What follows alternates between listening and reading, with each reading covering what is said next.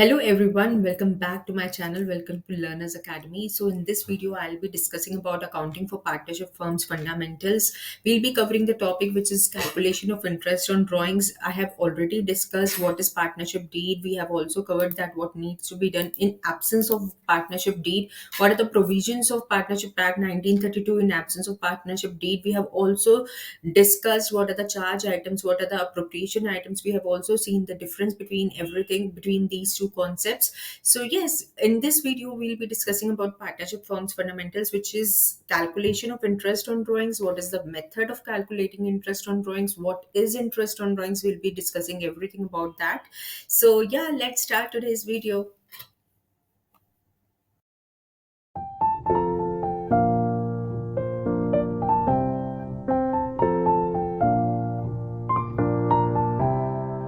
So we will be discussing interest on drawings. Interest on drawings क्या होता है? जब भी पार्टनर फर्म से कुछ अमाउंट निकालता है for the personal use, that उस अमाउंट पे फर्म क्या करती है? इंटरेस्ट चार्ज करती है पार्टनर्स के.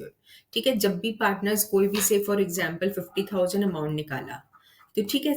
सो जब भी वो अमाउंट निकालती है, से फॉर एग्जांपल जून से निकाला, जून में निकाला, तो उस टाइम से क्लोजिंग पीरियड तक जितना इंटरेस्ट बनता है उस उतना इंटरेस्ट पार्टनर्स को देना पड़ता है. Okay, so you must have studied about what are drawings. Drawings क्या होता है इन योर क्लास 11th. तो the amount that is withdrawn by partners in cash और in kind for the personal use is termed as drawings.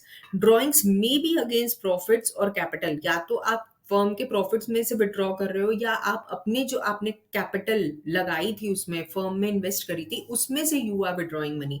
सो जो भी balance होता है for partners drawings account, ये कहाँ पे ट्रांसफर होता है? जो पार्टनर्स का कैपिटल अकाउंट होता है या करेंट अकाउंट होता है, वो बैलेंस कहाँ पे ट्रांसफर होता है? डेबिट साइड में.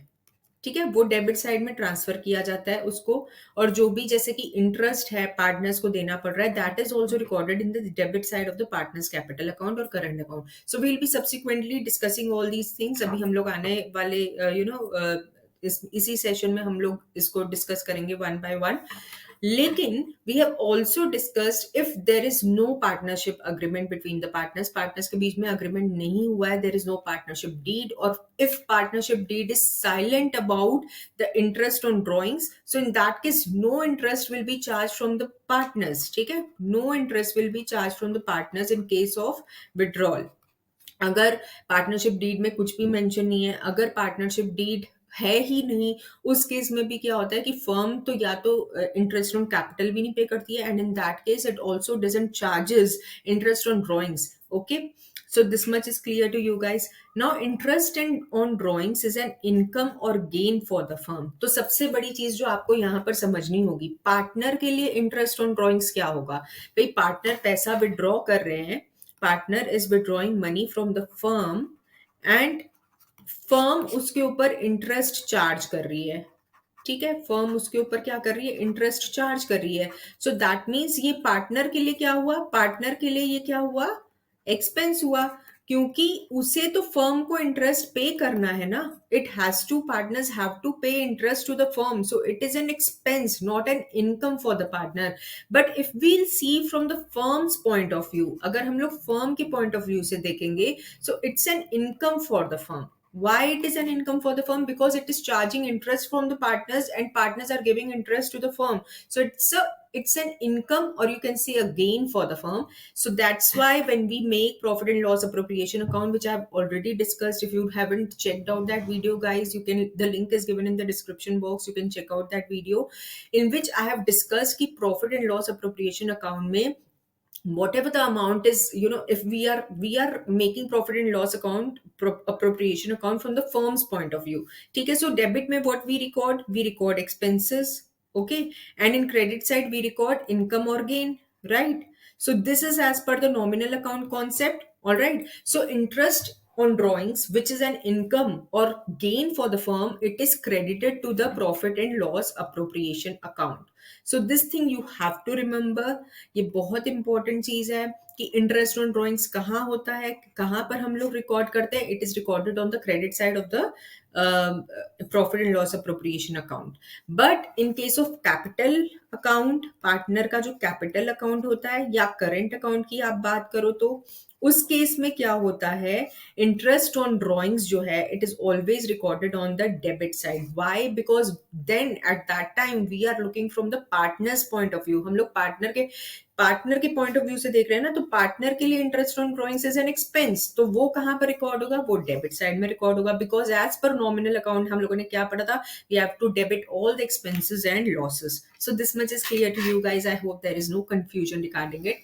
So now we have to understand what is the process of calculating interest on drawings. So uska process kya hai, let's quickly go through it and then we'll be seeing one by one uska kya method hota hai, क्या उसका process है वो हम लोग अभी देखेंगे।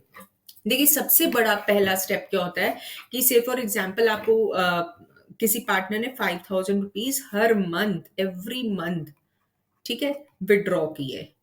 Now you have to calculate कि पूरे साल में for 12 months how much amount is withdrawn by the partner.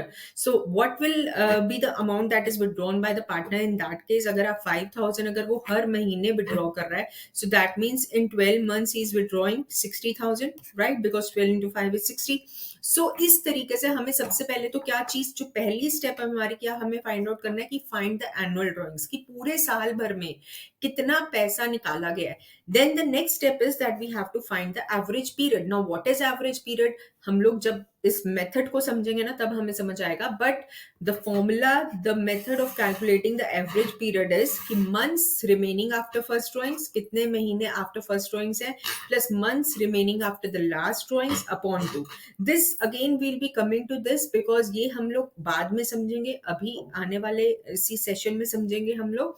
Then we have to find the interest on drawings. तो पहली चीज क्या है, you have to calculate the annual drawings. The next thing is that you have to find the average period and the third thing is that you have to find interest on drawings.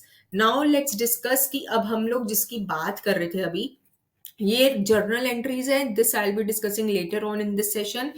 पहले तो हम लोग ये बात कर रहे थे कि भाई अगर हमने फिक्स्ड अमाउंट, ये जो भी मैं आपको फॉर्मूलाज बताऊंगी, इसके मेथड्स बताऊंगी, ये तभी एप्लीकेबल है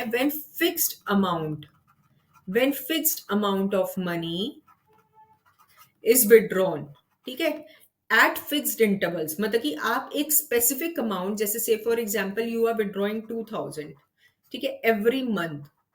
अब every month you are withdrawing, but there is also a twist. आप महीने की स्टार्टिंग में या पहली तारीख को कर रहे हो withdraw, if you are withdrawing in the middle of every month, and if you are withdrawing at the end of the every month, ठीक है, उस केस में हमारा क्या फॉर्मूला लगेगा, उस केस में हमारा क्या मेथड है ट्रांजेक्शन को रिकॉर्ड करने के लिए, वो हम लोग समझेंगे। So see, when fixed amount is withdrawn at fixed intervals, अगर आप फिक्स्ड अमाउंट विड्रॉ करते हो, फिक्स्ड इंटरवल पे विड्रॉ करते हो, उस केस में क्या है, ड्यूरिंग द ईयर मतलब कि पूरे साल यू आर विड्रॉइंग, मतलब कि you are withdrawing every month. We are talking about we are withdrawing every month, उसकी बात मैं कर रही हूँ, ठीक है, ये बहुत ध्यान से समझिएगा आप। When the fixed amount is withdrawn, अब every month you are withdrawing, but at the beginning of each month, आप महीने की स्टार्टिंग में पहली तारीख को विड्रॉ कर रहे हैं, उस केस में क्या फॉर्मूला होगा, सबसे पहले टोटल ड्रॉइंग्स आपकी, जो भी आपकी टोटल ड्रॉइंग्स है, इनटू रेट ऑफ इंटरेस्ट, जो भी आपको क्वेश्चन में मेंशन किया गया होगा, से for example it is mention 5%, से for example it is mention 10%, into 6.5 upon 12। सो 12 क्या, ये हमारे टोटल जितने मंथ्स हैं पूरे साल भर में वो है, एंड 6.5 कब लगेगा, 6.5 when you are withdrawing money at the beginning of every month. अब आपको मन में आ रहा होगा भाई ये 6.5 कहां से आया। सो this is the average period that I was talking about, this was the average period that I was talking about that you have to calculate. So either there are two options, either you can ये आप याद कर सकते हो, आप इसको समझ लो, इसको याद कर लो आप कि भाई आप हर महीने की स्टार्टिंग में विड्रॉ कर रहे हो तो क्या फॉर्मूला होगा, मिडिल में कर रहे हो तो क्या फॉर्मूला होगा, विड्रॉ कर रहे हो at the end of each month तो क्या फॉर्मूला होगा। But for understanding purpose it's very important for you guys to understand कि ये 6.5 आया कैसे, इसको भी समझना बहुत जरूरी है। Because just in case, say for example in the examination while attempting the question you forget कि भाई 6.5 था या 5.5 था, you get confused at that time, है ना। तो उस टाइम पे if you know the formula of calculating the average period, you will be able to calculate कि हाँ एवरेज पीरियड इसमें क्या हो सकता है। अभी मुझे नहीं याद है, बट चलिए एवरेज पीरियड कैलकुलेट करके देख लेते हैं। So okay, so this much is clear to you guys. Now let's see how can we calculate the average period. Just a second guys, let me erase it first.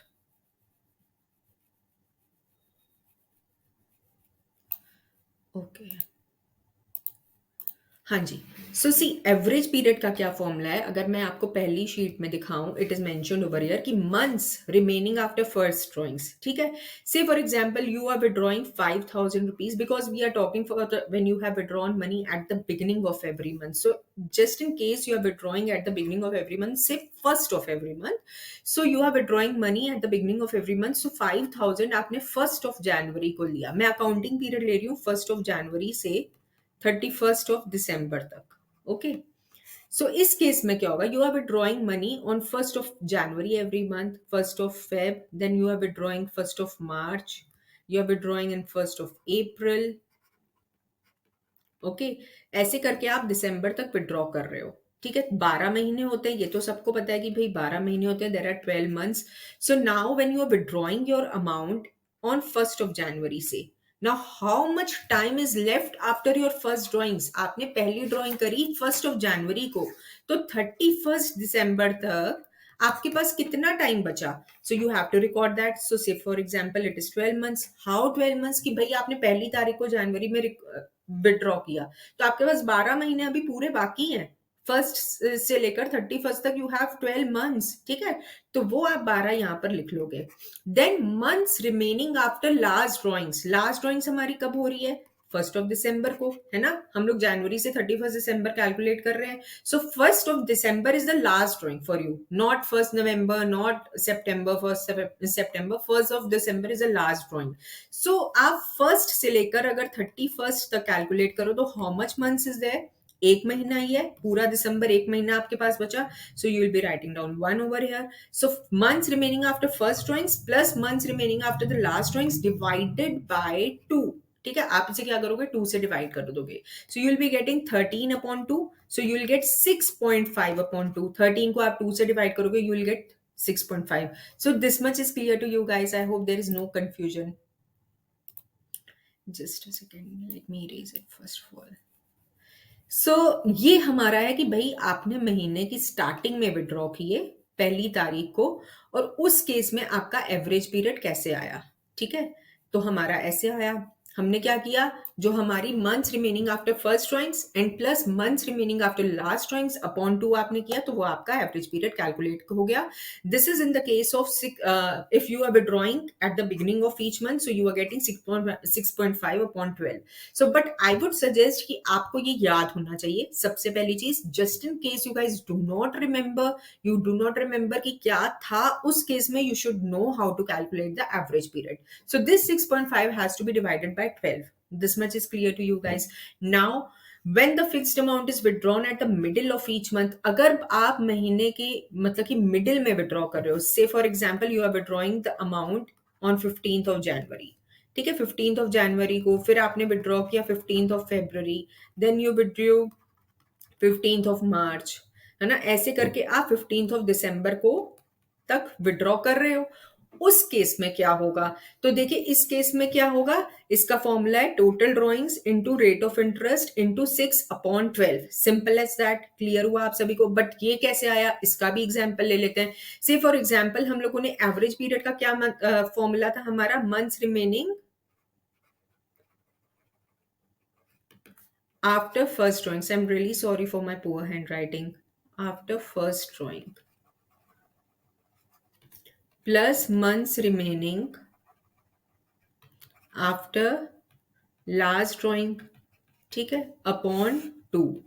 तो आपकी पहली drawing कब हुई थी, पहली ड्राइंग तो आपकी 15th of जनवरी में हो रही है, यानी कि आपके पूरे साल जैसे कि 12 मंथ्स हैं, उसमें से आपके 15 दिन तो निकल गए, है ना। 15 दिन निकल गए, तो यानी कि कितना टाइम बचा, 11.5 मंथ्स बचे, है ना। 15 दिन तो आपके निकल गए, तो कितने कितने मंथ्स बचे, आप इसमें क्या लिखोगे, 11.5, है ना? अब आप अपनी लास्ट ड्राइंग कब कर रहे हो? आप अपनी लास्ट ड्राइंग कर रहे हो 15th ऑफ दिसंबर को। That means how many days are left? 15 days are left. So that means हम लोग इसे 0.5 लिख सकते हैं। So we can write down 0.5 upon 2, 11.5 plus 0.5 upon 2, so you will be getting 12 upon 2। All right, आपको 12 upon 2 मिलेगा, so you will get 6। So in this way you have got 6/12 over here. So this much is clear to you guys. Now we'll be discussing when the fixed amount is withdrawn at the end of each month. अगर आप महीने की आखिरी में, ये मैं आपको इसका बता रही हूँ, then subsequently we'll be discussing उसका अलग अलग से फॉर्मूला जो भी है। अगर आपको कंफ्यूजन होगी, just let me know in the comment section, हम लोग उसे डिस्कस करेंगे। So at the end of each month, now say for example you have withdrawn money on 31st of January, ये आपकी पहली ड्रॉइंग है। Till 31st of December you have withdrawn every month, ठीक है ना? पहली ड्राइंग आपकी कब हुई? 31st ऑफ जनवरी को। तो 31st ऑफ जनवरी को विड्रॉ आपने किया, तो एक महीना तो आपका पूरा निकल गया, है ना? Now you are left with how many months? You are left with 11 months, ठीक है? अब 31st ऑफ दिसंबर को आपकी लास्ट ड्राइंग थी, 31st ऑफ दिसंबर को लास्ट ड्राइंग थी, तो दिसंबर के बाद तो हम लोगों को कोई भी टाइम पीरियड नहीं लेना है। सो that means here it will B 0 upon 2, so you will get 5.5. Okay, so this is the average period. So when a fixed amount is withdrawn at the end of each month, in that case the formula will be total drawings into r into 5.5 upon 12. So this much is clear to you guys. I hope that this is clear. It's very important. You have to make sure that these things, you know, आपको याद है, इसमें आपको कोई भी confusion नहीं है. Just in case you have confusion, so remember the average period calculation formula. Now we'll be discussing when the fixed amount is withdrawn at fixed intervals during 6 months period. मतलब कि आप जो अमाउंट विड्रॉ कर रहे हो वो खाली 6 महीने के लिए कर रहे हो, ठीक है? साल भर में 6 महीने के लिए। Say for example you are withdrawing money from July अगस्त से लेकर आप दिसंबर तक विड्रॉ कर रहे हो। This is for the easy purpose, you know, मतलब कि मैं आप लोगों के लिए थोड़ा सा इसे सिंप्लीफाई करना चाहती हूँ। That's why I have taken it from January to December. Otherwise you can also take it from April to March. तो अप्रैल टू मार्च भी आप ले सकते हो। तो उस केस में भी it is all same, nothing is you know, अलग से कुछ भी नहीं है ऐसा। But this for the ease purpose that I have taken it. So say for example आप 6 मंथ्स का ले रहे हो, so from July, it won't be August to December, it will be from July to December. Okay, so आपने क्या किया? You have, मतलब कि आपने खाली 6 महीने के लिए पैसा विड्रॉ किया, है ना? आप खाली 6 महीने के लिए जुलाई से दिसंबर तक विड्रॉ कर रहे हो। Now if you have withdrawn fixed amount at the beginning of each month, at the beginning of each month, say for example you have withdrawn from 1st of July. Now आपकी last जो drawing है वो कब है? 1st of December को, because आप पूरे साल नहीं, आप खाली 6 महीने में विड्रॉ कर रहे हो। नाउ इसमें अगर आप देखो time left after the first drawing कितना है हमारे पास? पूरे 6 महीने, 1 जुलाई से लेकर 31 दिसंबर तक। And if you are withdrawing your money on 1st of December, so you have hold 1 month, आपके पास 1 महीना बचता है, upon 2, so you will be getting 3.5। Okay, so this is the average period. तो उस केस में क्या फॉर्मूला है? Total drawings into rate of interest into 3.5 upon 12। So you just have to remember it. You people usually confuse over here कि 6 months के लिए बोला है तो फिर उसमें क्या होगा? 6 मंथ्स के लिए क्या हमें पूरे साल का पीरियड तो नहीं लेना है? ये ऐसा होता है लोगों के साथ। So that's why I am just clearing it out कि आपको 6 मंथ्स बोला गया तो 6 मंथ्स ही आपको लेना है, पूरे साल भर का नहीं कैलकुलेट करके लेना है। नाउ, और इस केस में टोटल ड्रॉइंग्स कितनी हो जाएगी? से for example you have withdrawn 5,000 every month for 6 months, so that means इस केस में आपकी टोटल ड्रॉइंग्स क्या हो जाएगी? 5,000 इंटू 6, नॉट 12। ओके, तो इसमें आपकी टोटल ड्रॉइंग्स हो जाएगी 30,000। क्लियर? इतना हुआ, ठीक है? किसी को कोई भी कंफ्यूजन हो तो let me know in the comment section. Now when the fixed amount is withdrawn at the middle of each month, आप मिडिल में कर रहे हो, से फॉर एग्जांपल उस केस में क्या होगा? 3/12 होगा average period. Total drawings into rate of interest into 3/12। So say for example you have withdrawn money on 15th of July till 15th of दिसंबर, ठीक है? तो आपकी देखिए पहले ड्राइंग के 15 दिन निकल गए, तो आपके पास कितना टाइम बचा? 6 महीने से 15 दिन आप निकाल लीजिए, तो आपके पास हो जाएगा 5.5 प्लस लास्ट ड्राइंग आपकी हुई थी 15 दिसंबर को, तो कितने दिन बचे? 15 दिन बचे। So you will be writing it down 0.5 upon 2 which is equivalent to 6/2 and equals to 3. So this is the average period that you are getting. Okay, now when the fixed amount is withdrawn at the end of each month, अगर at the end of each month आप withdraw कर रहे हो, so you are taking it from 1st of July to 31st of December. This is the period that you are taking. But here, what is mentioned is that you are withdrawing at the end of each month. That means you are withdrawing at on 31st of July, say for example. Okay, so from 31st of July till 31st of December, पहला क्या होगा हमारा time left after the first drawing, 5 months हमारे पास बचे क्योंकि जुलाई का पूरा महीना निकल गया आपका।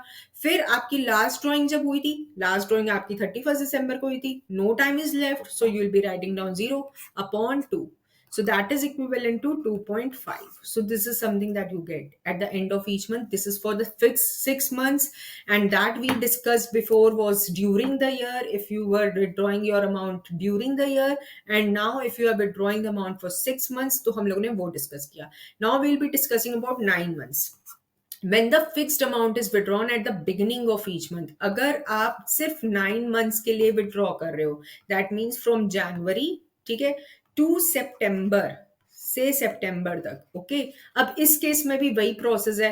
सो इसमें क्या होगा, when the fixed amount is withdrawn eight the beginning of each month, अगर बिगिनिंग में आप कर रहे हो तो फॉर्मूला क्या होगा, total drawings into rate of interest into 5/12। ये भी कैसे आया, ये भी करके देख लेते हैं। 1 जनवरी को आपने विड्रॉ किया था, 31 सितंबर तक हमारे पास कितना टाइम बचता है, 9।